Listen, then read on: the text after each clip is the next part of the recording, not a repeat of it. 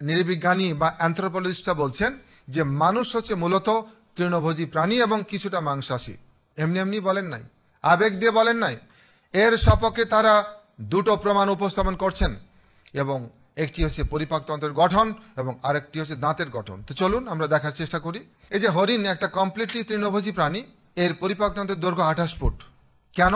হরিণের খাবার হচ্ছে শাক, লতাপাতা, বীজ, এগুলো খাবারে প্রচুর ফাইবার বা আঁশ থাকে এবং এটা হজম করার জন্য তার দীর্ঘ পরিপাকতন্ত্রের প্রয়োজন। অন্যদিকে বাঘের পরিপাকতন্ত্রের দৈর্ঘ্য 3 থেকে 7 ফুট, কারো 3, কারো 5, কারো 7 ফুট। কেন?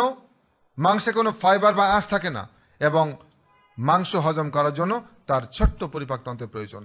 এখন $1,000,000 কোশ্চেন, মানুষের পরিপাকতন্ত্রের দৈর্ঘ্য কত? মানুষের পরিপাকতন্ত্রের দৈর্ঘ্য 30 ফুট। কি দাঁড়ালো? মানুষের পরিপাকতন্ত্রের দৈর্ঘ্য কি বলছে?